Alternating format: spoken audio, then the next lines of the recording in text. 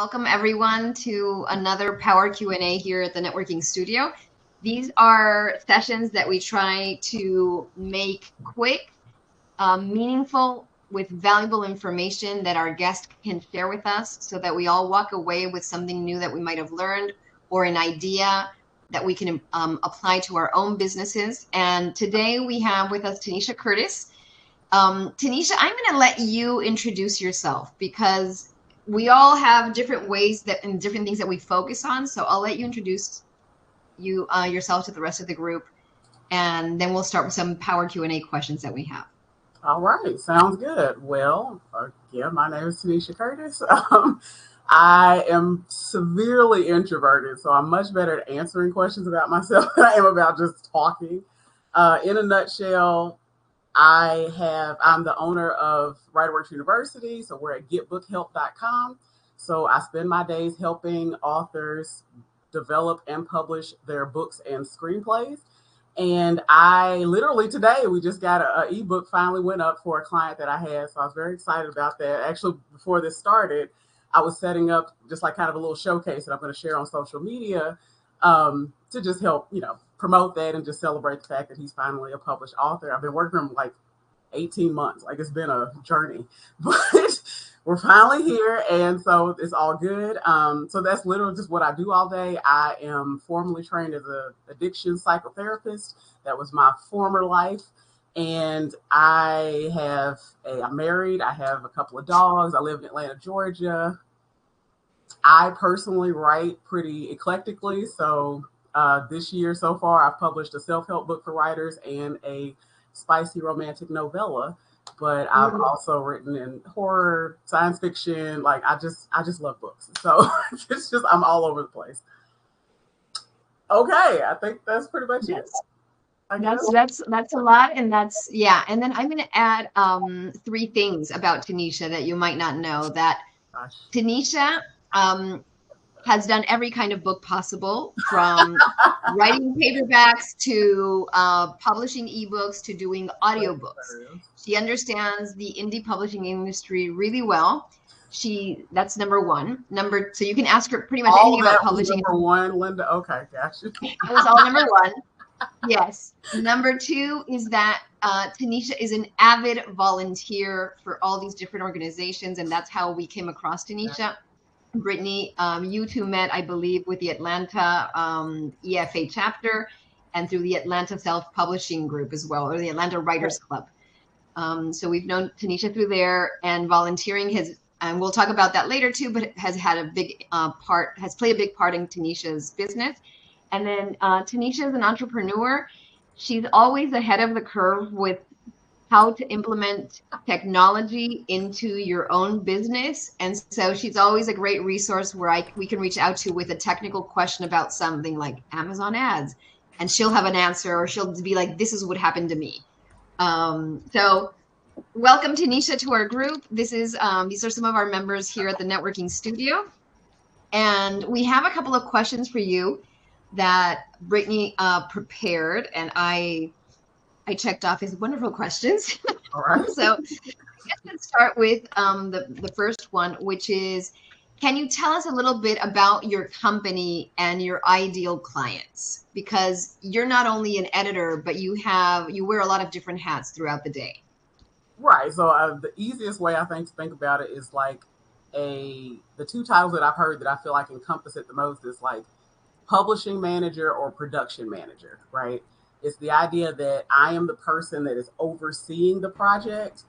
And then that way you're getting services from different, bless you, Julie, did you sneeze? Okay. I was like, oh, that was violent. Okay, good job. So you get a continuity of care, right? Because I'm kind of at the center overseeing everything, but I'm working with partners. So like, I'm not your detail girl at all, right? I can probably do better than most people just because I do this for a living, right? But like, if you pay me to copy edit your work, I'm going to reach out to a partner who does copy editing, and that's their thing. I'm the developmental girl where I can do the big picture stuff. I can help you with outlining, manuscript evaluation, stuff like that. But when it gets down to the nitty gritty, I hand that off to one of my partners because that's their skill set, right? So that's kind of how that works. So sometimes people come to us for a service. They just want a proofreader. They just need illustrations, whatever. And then sometimes they're like, okay, I need you to help me with this whole shebang. And I'm like, cool, I got you, and I'll hold your hand the entire time. So as far as an ideal client, I don't know if I can say an ideal client. I can tell you about 95, 98% of our clientele are like first time, don't know the first thing about publishing type of authors, right? They have no idea what they're doing. Right? And so a big part of which I love is that I get to meld the skills and things that I learned as a therapist, right? Helping people, communicating with them, meeting them where they are. I get to use a lot of that in this role because when you're brand new to something and you don't know which way is up type of situation, it's really helpful to have somebody who's patient, who is okay with being a little repetitive if that's needed, right? And who is focused more on helping you reach your goal. I'm not taking over your project. It's not my project, right? I'm saying, okay, what are your goals? What is your vision for this project? And then it's up to me to figure out what your options are as far as meeting those goals. So that's kind of what that looks like for me. So I've worked with people who are trying to go the traditional route. I have worked with more seasoned indie authors, right? But it's just the bulk of our clientele is like, hey, I have no idea what I'm doing. Can you help? And I'm like, absolutely. It's kind of what that looks like. Yeah, yeah. And that really goes, we talk a lot about that, how sometimes our past experience and what we used to do in a different career informs so much the work that we do now. So we really draw upon those things. Tenesha, you also tend to present at a lot of conferences or events in person and virtually. Would you say that you're more, the networking that you do is more in person, or is it more virtual, or where's maybe your comfort zone in all of that? Yeah, comfort zone all day long is going to be virtual, right?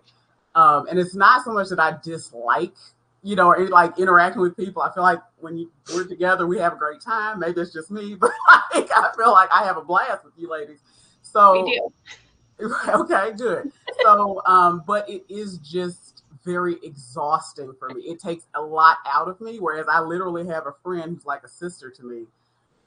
And we've been friends since third grade, right? And we're closing in on 40. So, but she is the exact opposite. Like when she's feeling down or drained, that's what she needs to go to a club or she needs to go to a concert or something and get around a bunch of people. And then all of a sudden she's bouncing off the walls. And I'm just like, okay. So it's just the way that I'm wired, basically. So I'm always going to prefer virtual, but I have no problem with doing in person either. But I would say definitely now that we've kind of been kind of forced to integrate virtual events into our lives, I would say, yeah, the vast majority of the events that I speak at are virtual. And it's funny just because, Tenesha, I think for the most part, I've always interacted with you at in-person events. Right. So EFA Con, where you presented, and then the self-publishing conference in Atlanta and all of that. So I just think that's kind of funny. But I guess we have been in some other Georgia EFA chapter meetings, virtually. But I always think it's cool because I consider myself to be very introverted as well. And I totally get where you're coming from about needing to have that time to kind of recuperate and everything. But it always surprises me, so many people who I would think are or extroverted because they're so fun to be around. It turns out that they're introverted like me. So it's just always so cool to me that we can, in the right situation, we can be very comfortable, but it's a matter of kind of like cultivating that situation and like who you're with and that type of thing. So, all right. So if someone, let's say, as someone who doesn't have the full introvert experience in me yet, but okay, you're in our potential, member here goes to a conference, it's feeling kind of shy and introverted and not sure how to approach people, not sure how to network. Do you have any recommendations or any personal things that you do to be able to connect with other people or that help you connect with other people when you're at an in-person event? Okay. Well, I will say I've been pretty lucky as far as that's concerned in that, for example, at the Atlanta Writers Club meetings every month, usually I just go in, find an empty table, and sit down. I usually don't get but a good 5 or 10 minutes before somebody's coming over to me and asking me a question, or so I don't really have to work that hard. It seems like people tell me I just have one of those faces. I mean, I'm like reading my book, or you know what I mean. There's no like eye contact. There's nothing that would say, "Hey, maybe I should go talk to that lady." But somehow here people come. So that's been pretty easy. So if you have one of those faces, just lean on that. It's fine. Then you don't have to work as hard. But if you don't, I would say that that's still a tactic, because sometimes it can be even more draining if you just try to like jump into the middle of a circle of people and start talking. It's okay. Sit down in the corner somewhere for a couple of minutes. Maybe scope out, who's having maybe like a quiet conversation with just 2 or 3 people versus which tables or places have like 10 folks standing or talking all at once.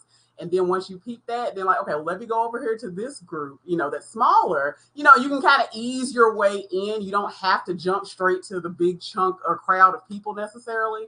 I think that can be pretty overwhelming. It's fine if you want to do it, but I'm just saying, don't think that that's the only way, in my humble opinion and experience anyway, that's the only way to connect with other people and start to kind of build up the energy and confidence to go in and start talking in larger groups. I think that would be one of my things. Don't be afraid to kind of ease yourself into it as opposed to just jumping off the deep end. As far as you also have a shirt, by the way. You have a shirt that I don't know if it applies. This shirt that you wore at the last conference that we saw you at. Okay, well, I don't know if it applies really to authors or to editors more, but no, it applies to everybody. It's a philosophy, and for those of you who don't know what we're talking about, the shirt I had on it says "Don't gatekeep yourself," because we talked a lot about gatekeepers at the EFA conference, and so I just decided to put it on a shirt because I ended up saying it while I was speaking on a panel, and but the whole idea is, there are so many people out here that are gonna be a barrier like that. They feel like that's their whole goal in life. They don't want you to publish. They don't want you to write things this way. They don't, it's just like, oh my God, just leave me alone. Like, if you don't like what I write, that's cool. Like, that's your prerogative, but go away. Like, then get away from me. Like, why are you doing this? Right. So it's the idea that I'm going to do what works for me. And if somebody else doesn't like that, cool. That's totally okay. We're not enemies or anything, but it's just okay, you won't read my stuff, or we won't be friends, or whatever the case may be. We won't spend time together. But what I'm not going to do, I'm going to try, because like I said, it's hard, but I'm not going to do is gatekeep myself. I'm not going to tell myself I can't write in this genre. I'm not going to tell myself I can't be successful if I run my ads this way or whatever. I'm going to try things, see what works for me, and do what actually gets me the results I'm looking for. So I'm not going to stand in my own way, because there's too many people out here that are going to do that for me. So that's where that came from. So you're right. I think it applies here, yes, but it applies in a lot of places. But yeah, so don't think that, well, I can't tell you not to think it. When you find yourself thinking that, it's hard, or it's going to be uncomfortable, or I'm not going to have anything to talk about, or whatever, just remember that you're a human being just like they are. And honestly, they're probably about as nervous as you are in a lot of cases. And that's totally fine. Yeah. What can happen is that when you end up, even that small group that you might start off with, talking to somebody, you may find, I found in my friend, a patron extrovert, right? And this person will see that you're uncomfortable, right? And they will help you through the process because they are so extroverted. It's just what they do.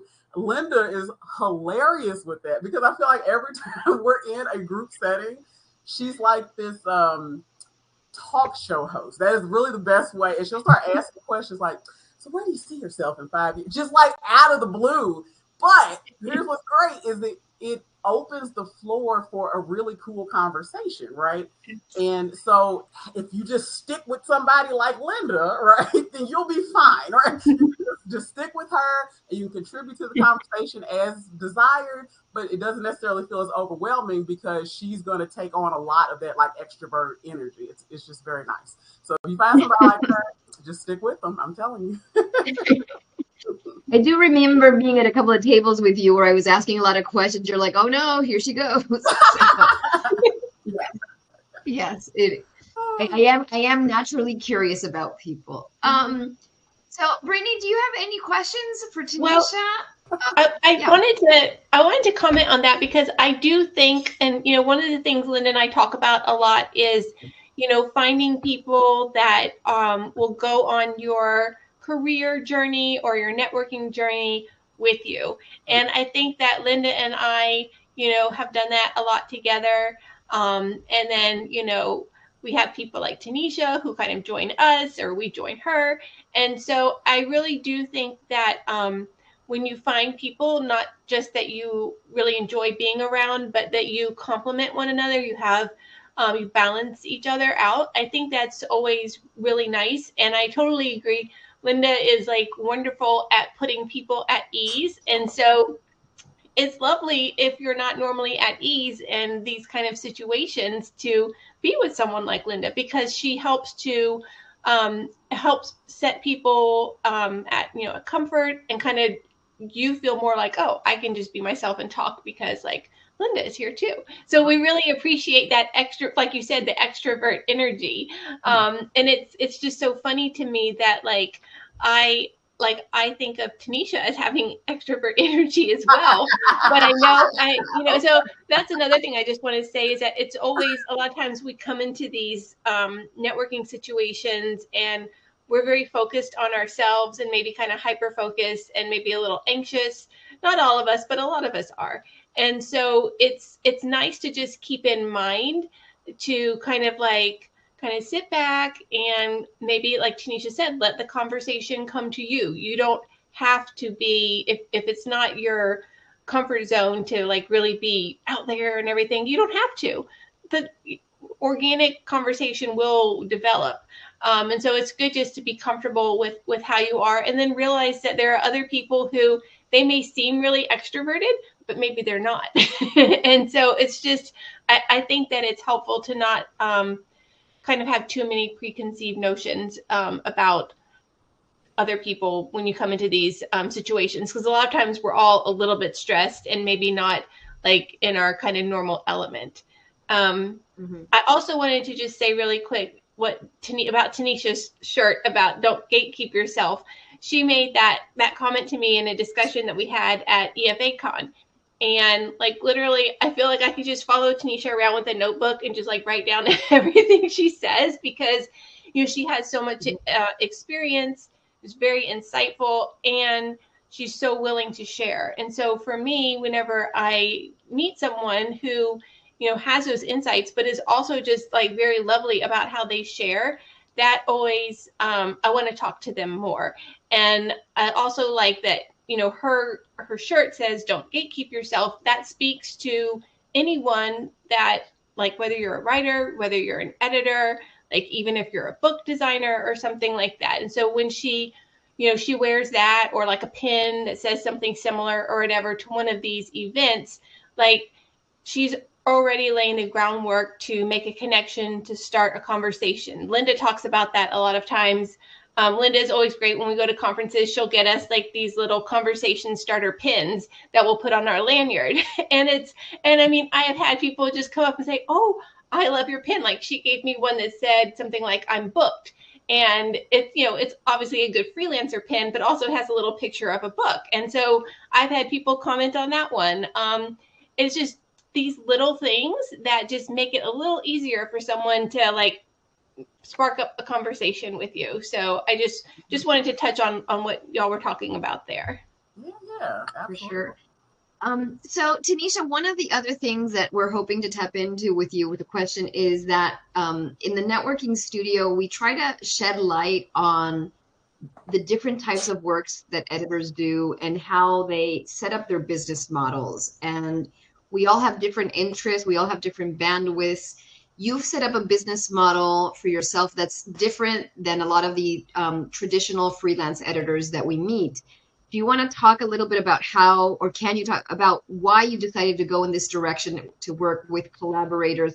You don't really call yourself like an editorial agency though, because you're more of a publishing, like a publishing, an indie publishing facilitator. friend. Okay. I mean, yeah, I've called us when I'm talking about us as a whole, right? You know, an editorial services firm that seems to, because another big thing, if you're new to this industry, that you'll learn is that there's a very Wild West quality to our labels, right? And it's like I can call something developmental editing and it looks wildly different from what somebody else calls developmental editing. So one, just this is just a little tidbit that I found really helpful is to in your, because a lot of people will do that. They'll just say, I do this, I do this, I do this, and they just kind of put the titles out. But it can be really helpful, especially for newbies, right? If you say, I do developmental editing, that means that I will X, Y, Z. You know what I mean? And then that way it's very clear what that entails. But when we just start throwing labels around, we can be talking past each other because my definition and your definition are not the same, but we don't know that because we just keep saying developmental editing or we just keep saying proofreading or whatever, right? So for me, what basically happened was I kept having people ask me, again, the face, right? They just come up to me and ask me how I publish my book. I mean, literally, I could be in a room, you know, at a conference, in a room full of other indie authors, but for some reason, I'm the only one that you're sitting for 45 minutes asking, well, how did you do this and this and this and this? And my stupid self will sit there for 45 minutes, sell nothing, but tell you, you know, like how I got through this process. So that's kind of how it really started because I started to realize, well, actually, people, you know, pay for help with stuff like that. Like, okay, so it started to be a thing. And then when I came down to Atlanta, I used to live, I'm originally from Kentucky. And when I came down to live here and got to working in their healthcare system, it was like the level of corruption was insane. Like no place I worked was safe. And I was like, this, I got to find something else to do. You know what I mean? Like, just this isn't going to work. So then basically doing this went from being kind of a side hustle to my actual full-time job, basically. And so what I saw was that, you know, I can do, like I said, I can do your outline, type up your handwritten manuscript, stuff like that, developmental editing, but then there's all these other steps that I can't, well, I could, but I don't want to do a disservice to you by trying to do it. And I really know it's not in my skill set, right? So through the EFA, through Ally, through ACEs, you know, I'm coming into contact with these other people who do specialize in these skills that I don't have. And so I'm like, well, you know, it wouldn't really be all that hard to just have a list of people that I email and say, hey, I have this person who needs copy editing help. Here's how much you're going to get paid. Here's when we need it by, you know, here's a sample of it, all that jazz. So they can make a decision, very much like what the EFA does, right? We just send out emails and say, here's this project. Other than I already have the money in hand, you just have to claim the project and then I can pay you, right? So I figured that model would be better because then I can serve you all throughout the process. And so that means all the education and guidance, I can actually help you apply it. It's not just this theoretical conversation we have at step 1, but it's all the way through to, you know, step 27, and you're actually publishing the book and put it on the market. I'm reminding you of what I said, you know, I'm walking you through the process, you know, all, again, that just continuity of care, right? So that's how it's kind of been. And it helps me earn more because I'm taking a piece off of what you're paying the illustrator or the copy editor or whoever. And then that, again, that helps me and it helps you as a client get more, get stronger customer service and have a better quality product at the end. But it also helps the freelancers that I work with because it's a situation where I take a big chunk of the work of getting and serving a client off the table. You didn't have to advertise or anything like that to try to find this person. You didn't have to explain everything that often has to be explained about the process before, you know, you get started. You didn't have to negotiate the pricing with them. You didn't have to hunt them down to get your money. None of that. You didn't have to do that. I literally was just like, hey, you want to do this for, you know, $2,000 or whatever the cost may be? And you say, yeah. And I'm like, okay, here you go. And then, like, you do it and I hand you a check and we're done. Like, that's, your part is complete, right? That's pretty much it. And so that is like a 3-way benefit, basically, I found so far. One of the things I like about how you explain that, Tenesha, is that I think quite often as freelance editors, we feel, like you said, one, that, you know, even if we are being hired to do just proofreading or just copy editing, we still develop a relationship with that author, and we feel kind of responsible for helping them with the entire process, even though that's not what we're being hired for. That may not be where our skill set is or where we want to be working. But we, it's just like you said, you develop a relationship with someone and you want to help them. And so it can put us sometimes in the position of trying to expand our services to things that we actually don't want to do, or maybe that we're just not, it's not within our skill set in terms of like the hand holding or other things like that. And so I like that, instead of trying to mold yourself to what people need, you instead are molding your services to the kinds of things that you specialize in, but you're still finding a way to get everyone's needs met in a way that is like fair to you as the provider, fair to your partners, and fair to the client. So I really like that you've done that. I think it's super smart, and it's tempting to try to be everything to everyone, but not doing that is like just a very smart move, I think. And then I also really like that you bring this sort of, like you said, the continuity of care and the ability to really mentor people, that that comes from your other professional experience. And like Linda's always saying, like every other job profession that you've had, that has led to editing, there are things that you can bring from that, and that makes you the kind of editor that you are, that makes you perfect for certain clients. And I think that that's really something that you've done in just a really mindful and good way. So I just love to see that example, because I think that we don't always follow it, but we really should. Well, thank you. Oh my goodness. Great. So is there anything, can we open it up to questions? Does anybody have any questions for Tenesha? And if you do have a question, make sure to introduce yourself, say what kind of editor you are and what city you're based out of, if you can. So anyone? There's a little raise hand button at the bottom, like if you want to raise your hand, or you just want to pop in, unsilence yourself and pop in. Yes, for sure. Well, a lot of people pretending to die, okay. But yeah, there we go. Yes. Marie has a question. I'll let Marie go. Then I have one after that. Hi, Tenesha. Hi, everyone. I'm Marie Burke. I am an aspiring copy editor and line editor. I work I live in Arlington, Virginia, just outside DC, and I'm hoping to focus on narrative, nonfiction, and memoirs. Okay.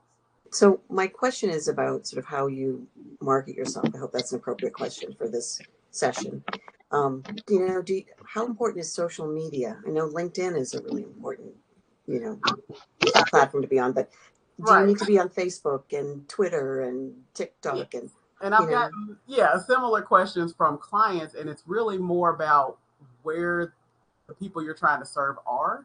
You know what I mean? Right. So I have tried to go relatively wide. I feel like I have quite a few social media pages.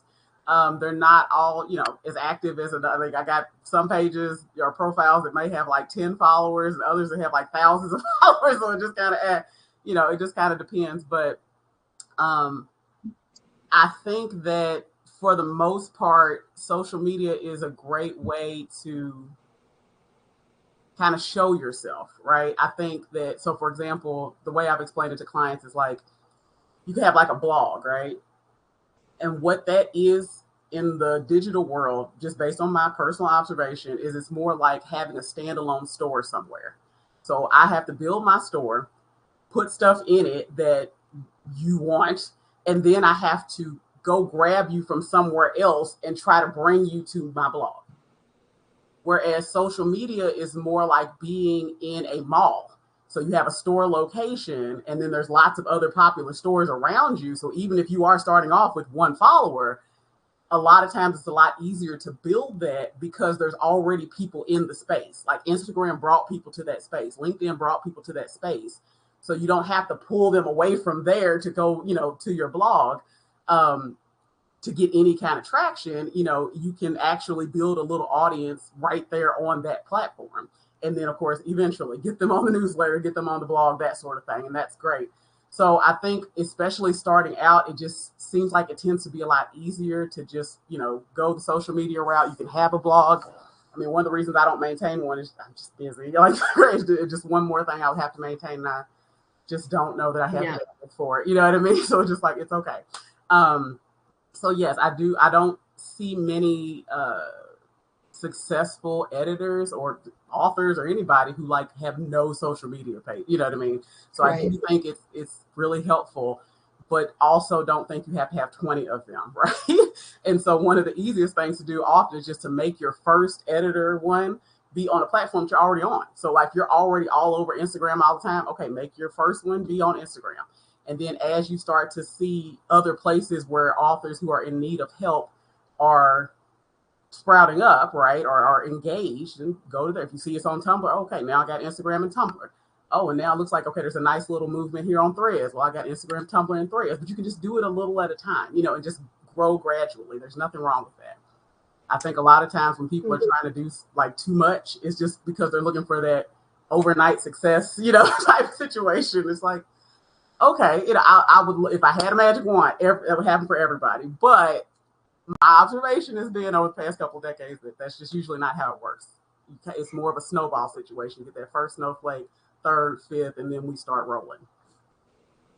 Thank you, Tenesha. That's really helpful. Can I ask one follow-up question? Sure. So when you figure out which social media platforms you think you're gonna find the clients that you want on, I assume, in addition to sort of having your, I guess the question is about how often you have to post. Like, it's work. You don't just, you have to be regularly maintaining it, posting, doing a blog, or, creating content or something, right? I mean, that's, you're committing to, Right, it's going to be valuable. Yeah. Yes. So whether it's a blog, email list, whatever, I tell people it's not constancy, it's consistency that's really, I feel like, the key. So, for instance, the newsletters that I do for us, we've got the monthly event calendar, we've got the WriterWorks University newsletter, Astana for our romance folks, Trinelic for our science fiction folks. Like, we got all these different newsletters, but I only send them out once a month. Why? Because I can handle once a month, right?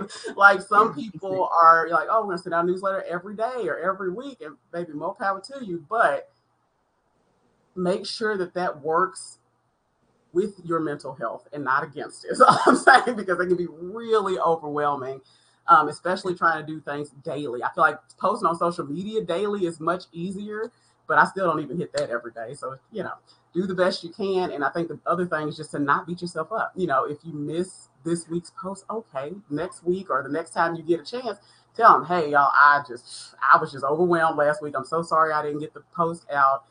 And just move on. You know what I mean? It's no big deal. So be sure to give yourself grace and be patient, because you are a human being. You got a lot going on, right, in your life, and it can be a lot to manage. So I think sometimes we really just shoot ourselves in the foot by putting too much pressure on ourselves when it's just not really necessary.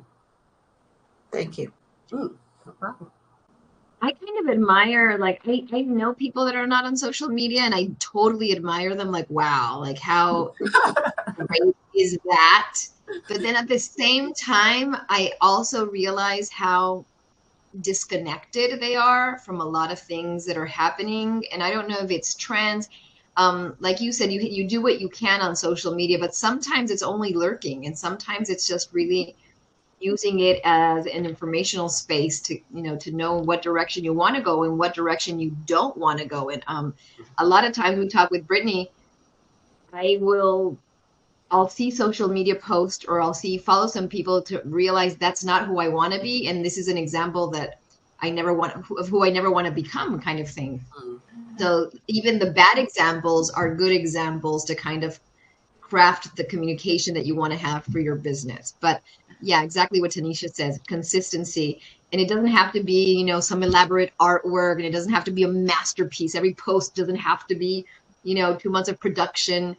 It can just be small things. It can be a quote. It can be an image. There's so many things that can help you build that following. So, Brittany, I'm going to send it back to you because you had another question. Well, I wanted to say really quickly, I also like, Tenesha, what you said about, like, if if you had planned to post every Wednesday and you miss a Wednesday for some reason, that you can, like, it's okay, or maybe not, that maybe that's not the best example, but maybe you miss, you get your newsletter out 2 days late. I personally, as someone who gets newsletters, I prefer, like, I like it when someone says, I'm so sorry this is late. I know I always try to get it to you on this day, but this is why, or like life happens, that kind of thing. Because then I kind of feel like I'm dealing with a real person and not just like some perfect, newsletter machine generator sort of thing. And I think being like genuine and being able to identify with people is really important, especially on social media where everything is often so very curated and just so perfect. So it lets them know that, like, hey, you're a real person too. And that just makes people, I think, feel more comfortable with you. Good. So my other question that I wanted to ask was, I know, so I know that I've heard you speak at like conferences for editors, but I know that you also present at conferences for writers, or like earlier we were talking about in November, you're going to be presenting a workshop in Atlanta for the Sisters in Crime chapter. And so I know that you attend both, like I would say editor industry events, and then you attend kind of client facing or client centered events. And I was wondering, like, how you kind of split that up. Like, do you go into it with a plan, like, this year I'm going to do 50% stuff with other editors, or or do you just kind of like whatever piques your interest and kind of feels right, do you do it kind of instinctively? I was just curious because I feel like you do a really nice mix of both, and I didn't know how you come up with that plan. I speak wherever people ask me to speak. So it really is outside of my control. And I have a whole menu of, the different sessions and stuff that I feel comfortable doing. So it's literally just like, say, Carrollton Book Fest. They just ask me. And I'm like, okay, cool. What do you want me to talk about? They look at the menu, they pick something, and that's it. And I just go do it. So it's pretty straightforward, but it's not me. I'm not seeking out. Again, I'm an introvert. So I'm not seeking this stuff out because it does take a lot out of me. And it's just really weird. It's almost like I would love to spend the entire day, like 24 hours at an amusement park, but I know I would be dead for 3 days after that, right? So it's really fun. It's really exciting. I love, and again, that's why I became a therapist in the first place, right? Like, I love helping people. So that whole exchange is fantastic. It just drains me. So I don't know that I would ever like submit a proposal, you know what I mean? Like, or anything like that. But if you come and ask me, no problem. That's fine. But so yeah, it's totally, as far as that's concerned, that's just random. That's just whoever asked me to speak and whatever they want to be talking about. It's not me at all. Okay. Well, because Linda and I know at the EFA conference, you had a presentation, I think, about outlining, and then we asked you to be on a couple of panels that we had because, we knew you and we liked working with you. So yeah, I can see that that you probably don't even have to go looking for it. People are just trying to find you.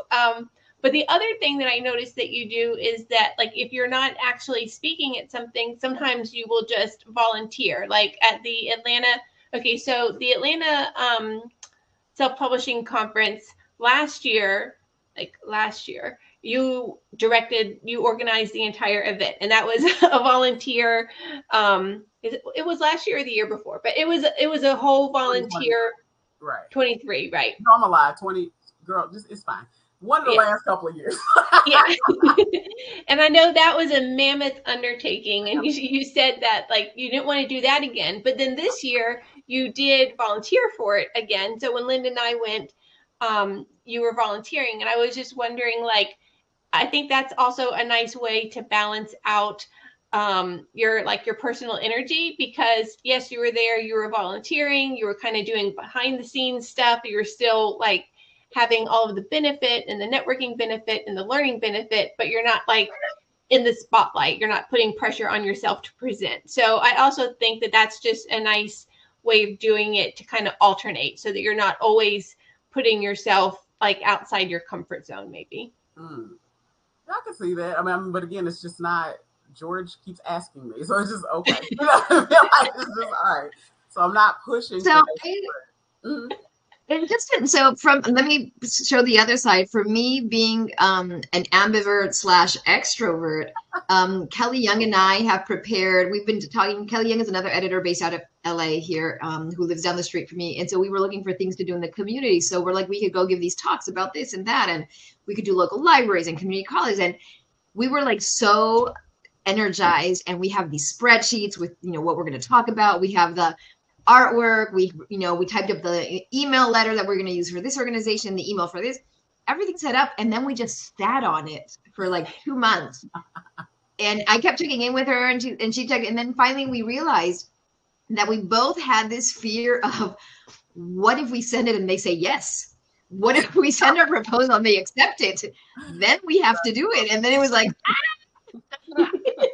so, even with the best of us, with all the enthusiasm and proper planning, I still get that, what if they say yes? And somebody mentioned to me a long time ago that it's the fear of success, that you could be successful. They could say yes. You might get invited.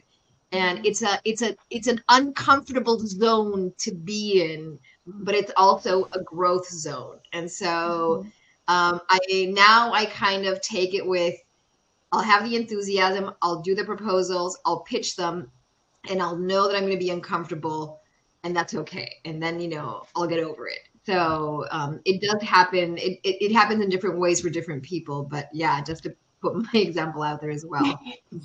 No, that makes sense. And I couldn't imagine, because I don't know. I guess a big part of the introverted part of me would not want them to say yes. Even if I did pitch something, I'd be like, okay, reject me. Exactly. And for me, and the dilemma is, going back to all of us, is, do we want to grow our business? Do we want to sell our services? Do I want them to buy my book? Yes. And so, okay, if I want those things to happen, I need to come to the table, and maybe I'm the one that needs to take that first step. So it's work in progress for sure. I bet, yeah. So if you actually want to do it, yes. It's a lot. Yeah. Any other questions for Tenesha, Amanda, Catherine, Cassie, Joyce? No? Are we good? We're going to start getting all these questions afterwards in the chat, maybe, exactly. Or in the message board. The message board after we process everything. So because I wrote some notes about, building rapport. So were we actually going to touch on that, or? Yes, let's do it. Okay, cool. So it's literally just a couple. I just always find that when I do these things, after the call is over, I'm like, I forgot to say, X, Y, and Z. And so I'm like, I'm going to write it down this time. And that way I cannot possibly forget. So. Perfect. Okay. As far as building rapport, I have touch points. So I'll use EFA as an example, right? So EFA sends out an email. It says, I need a 80,000 word romantasy novel, developmentally edited, or whatever, right? So you get all the specs. So there's, of course, that initial, hey, here's how much we do it for, here's how long it would take, blah, blah, blah. But in that, I usually try to incorporate, and this is where I'm talking about starting to build some kind of rapport. I try to incorporate things that we already have in common. And it could literally be something like, if somebody's writing a lit RPG, hey, I love video games. I love art. I can say that. And it usually is along the lines of, as an EFA chapter coordinator and lover of Cyberpunk 2077 or whatever, I would love to help with this project. And then I go into all the technical stuff, right? But it's just a way, especially with like Miss Marie was saying, like memoirs. The fact that I used to be a therapist is like huge for a lot of people, especially if they're writing about something that's related to mental health, drug addiction, things like that. So just you don't have to just fire off something immediately, right? Think about like, okay, what do I bring to the table for this particular project or this particular author that might make me stand out a little bit versus everybody else. So not only does it build rapport because we have that connection, now we have that thing in common, but then as far as just winning the project, it could also help a little bit, right? And then after I email the person, checking in with them if I haven't heard from them relatively soon. I mean, usually because with the EFA, it might be like a couple days because they get swamped. I don't know if y'all have ever hired from the EFA, but it was an overwhelming experience. I'm like, good God, okay, like, shut it off. You know what I mean? So I will follow up a couple days later. Be like, hey, are you still looking for a developmental editor for your romantasy? Just checking in as a courtesy because I know it's gonna be kind of overwhelming. Again, there's another connection. I've been where you are. I know you just got 50,000 emails in an hour, right? So I get it. And so I just wanted to touch base with you as a courtesy, right? So even though if I don't get the job, then I'm still telling them, like if somebody sends back a response and they're like, hey, yeah, I picked another editor or you didn't make my short list or whatever, then you cannot respond. That's a thing. I'm sure people do it, and that's okay. It's totally up to you how you want to run your business. I found it more helpful to broaden my network by saying, oh, I'm so sad that I won't get to work with you on this, but if you let me know when the book is out, I'd love to buy a copy just to see how everything fell into place and support you, especially, as an author, because we're all, well, no, we're not all authors. There are a lot of us authors in the world, and it's really helpful for us to support one another. And so then I've literally just added somebody who could have been a client, but turned out not to be, into basically my social circle of authors. Okay, fine. You don't want to be a client. That's fair enough. We can still be cool as me supporting you once you actually become an author. Great. So that's the kind. Now, again, keep in mind that I'm a book addict, so I just love books. So I get that maybe if this isn't something you would normally buy to read or something like that, maybe you don't want to do it, and that's fair. But maybe ask if you can be added to their author email list, or you know what I'm saying, or just go follow them on social media, things like that, just to help show support. Because if you've never published a book before, y'all need to understand that it's work. It's really work. So anybody who is in the midst of that process, any little bit of support is often very much appreciated. From a follow to a buy, it's like, thank you so much, And so that's just another way that you basically can build a relationship of some kind, even though the original goal relationship didn't pan out, right? It's like that didn't go the way you wanted it. On social media, and this kind of goes back to what Miss Marie was asking about, following people who are, like I said, in your field, or like with Miss Marie, she might follow people who write memoirs, things like that. I would say it's really helpful to just celebrate their wins. Like when you see that their book just launched, when you see that if they were going traditional route, they got a request for a full manuscript or something like that, share those. You know what I'm saying? Like, why not? Like, I don't know why more people don't do that. And it's just a way to help show your support, build your connection with that other person, and help them out a little bit, right? Because they could, you could share, and somebody in your audience could become a fan of theirs, even buy the book, so on and so forth, right? So it's all about this kind of synergy and just tapping into that energy of like, oh, congratulations, and I don't have to just say it directly to you. I can, hey, everybody, Linda just published a book, you know what I mean? And so it's just I like that. It's good energy, it's positive, and it also helps spread resources, especially with a book like Linda's, where it's like, man, a lot of people do struggle with networking as writers. So why not share the wealth, right? This is a great, solid book. Why not share it with people who might be in need of something like that? It's kind of my mentality. All right. At live events, take pictures. I don't do this well, but the guy book that I helped him publish before this other person that just published today, he actually ended up going to an event that I recommended that he go to because I'm on the board of the AAMBC. So they do Black Writers Weekend. If y'all know Tamika Newhouse down here, or she changed her last name. I forgot what the new one is, but she used to be Tamika Newhouse. And so I suggested he go to that, and he went. And I'm like, well, I'm going to go there, you know what I mean? Because you're there. And that was a little bit of a hike, but to me, it was worth it. I went, I bought a physical copy of the book. He signed it all special for me. It was like, great. And then we took a picture together. We took a quick picture. His uncle was there and he took it for us. And so then I shared that on social media. Hey, I've been working with Stack for a while to get his book together, and here it is. It's finally out. Come by and see him, that sort of thing. So that's really easy. And I think very helpful, especially if you have clients that are, because I work with so many people around the world, but if you have a client that's right there and you can just drive over, like it would be a wasted opportunity in my mind to not do that and reach out in that way.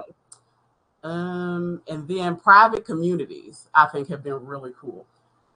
So I have a Patreon for people who want to become authors, and I have one for just like my fans who just want my fiction, basically. And so that's something to consider, right? Kind of like with the networking studio, where it's just like there's this community of people who are built up around this particular topic. And so for me and my apprentices, it's built up around learning to become an independent author, right? Marketing and advertising and book development and character arcs and just the whole shebang.